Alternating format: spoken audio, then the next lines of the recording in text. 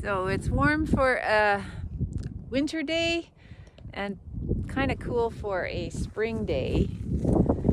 And as I have talked about in a few posts, I gave my horses shots, which made me really so happy.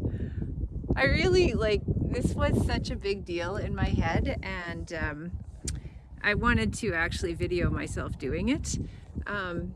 And there was really no way to do that because I needed both hands and I needed to be very aware, and so that would have been unfair. And so anyway, it's a few days later and everybody is feeling the effects. They are all, I'm going to ask you to move away.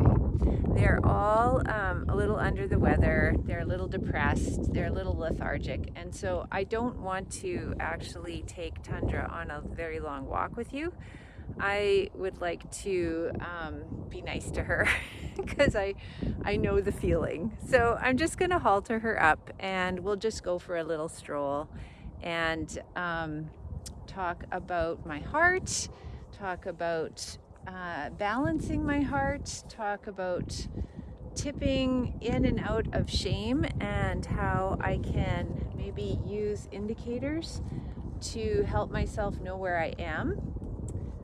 I appreciate this, Tundra. I feel like I have actually left her alone for a few days, and I feel like this is a reconnection of sorts. And so I'm just going to halter her, and we'll be right back. All right. So just so much to talk about here, and I think I want to start with the idea of connection as the heart's role in the team. The heart wants to connect. We're wired to connect. We connect emotionally and from our true self, and connection is something our hearts need, probably as much as our bodies need food. And I am really working on this because I've been so unbalanced in terms of my team and have just been functioning very mentally and physically, less emotionally. I'm really trying to take into account what it is that my heart's role is in the whole team that we are. And you know, I just so appreciate you, Tundra. I so appreciate. I've got to be careful. Her neck's probably a little sore at that injection site. But this connection we have, which is something I just so appreciate and am working to build language within, but it's its own thing. There's an envelope around the two of us based on trust, on, you know, a lot of shared experiences, on the ability for Tundra to read me and for me to read her, and her, I think, her trust that I will listen. And you'll see that she's acting very differently than the last video. She's giving me lots of personal space. She's syncing with my movement. She's wide awake, but she's not agitated.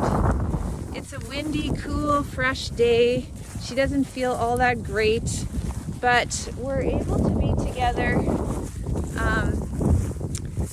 with a lot less tension, because I think I have been addressing this in myself, this imbalance as relates to my heart and to connection. And I am trying very consciously to show up, even though showing up causes Tundra stress. That's my source of shame. It's like, I don't want to cause anyone stress. I don't want to be the source of discomfort. I want to be all good. And it's a form of narcissism, actually. It's a form of perfectionism. It's a form of idealism that is insidious and it's a little hard to spot. But now that I've spotted it, I'm disgusted. Like, no, I'm a real person. I am completely normal in that I have some strengths and I have some weaknesses. There's things I know, there's things I don't know. She has to forgive lots. I need to forgive lots. And shame in my personhood, shame in my identity as flawed is not useful. It's not appropriate. It's not the purpose of shame.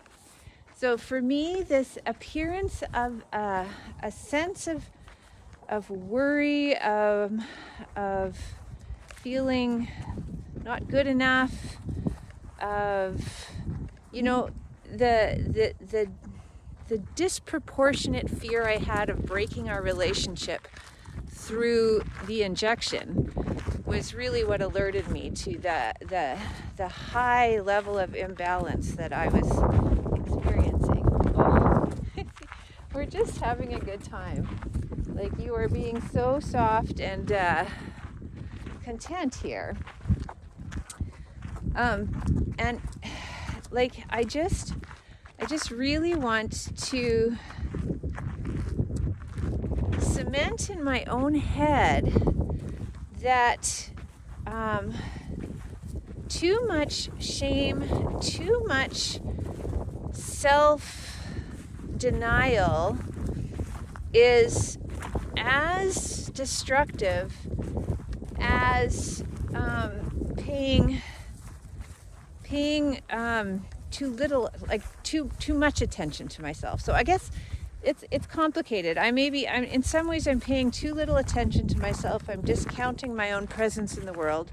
But by doing that, all I'm thinking about. I'm not allowing the other, in this case Tundra, to forgive me. I'm not allowing her space to be her gracious self. I'm assuming that she couldn't handle me being me, and that's very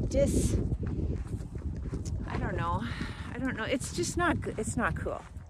So I'm working on language. Yes, there's my dog. I've put Kyrie in the in the pen and given her a hoof trimming, and she's pretty happy, and we'll probably throw it up later. But I'm trying to show up in a balanced state in that you're you, Tundra. You're not perfect. You've got gaps. I'm me. I'm not perfect. I've got gaps. And in between us is this relationship, and even surrounding us. And the relationship that we have, I'm thinking, is based on I'm always thinking about a tool, right? I'm trying to build a tool. That's my overall goal. So I'm trying to think of a concrete model for this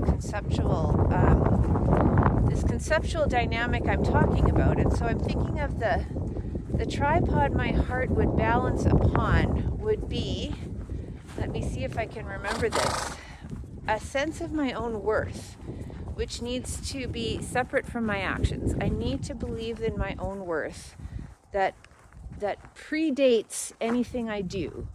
I have to be able to be worthy, or else nobody can forgive me. But the other thing is, I need to have a sense of remorse. I need to have a guilt. I need to have the capacity to notice that I did something that hurt somebody, and as far as I can, to make amends. That is a really important function of my heart. And then the third thing, I think, is this purpose that my heart has to connect. I need to use my heart not to just be by myself, but to actually connect with other hearts. And, you know, Tundra and I are just connected here. It's very lovely, and I don't often notice it because I've been so ashamed of my own, I don't know, I've just been so distant from my own capacity to do good and evil. And, you know, I really want to balance this in my own soul space. I think it will help me to connect with authenticity, with creativity, with the ability to repair damage that happens, and also with some humor and just grace and going forward as ourselves in real time. And that's all I have to say about that. So anyway, here we are on a spring day. Yeah, good girl. I will feed you another treat because I just so enjoyed that. That's not why you did it though. You actually did it. You walked with me because you enjoyed being with me, and I'm acknowledging that. And I enjoy being with you, and we both matter, and we both have weight, and we're creating something here that is unique and ours.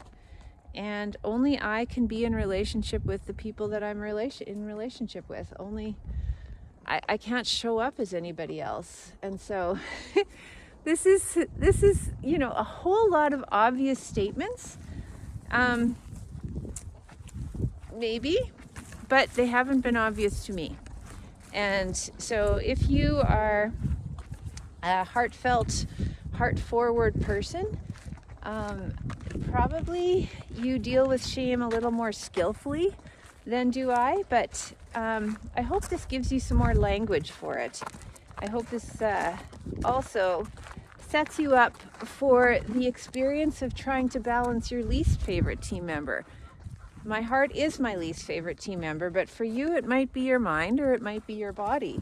And I think we have to do similar work with each of these team members to balance out the extremes of either focusing too much on ourselves or focusing too much on others with their core capabilities.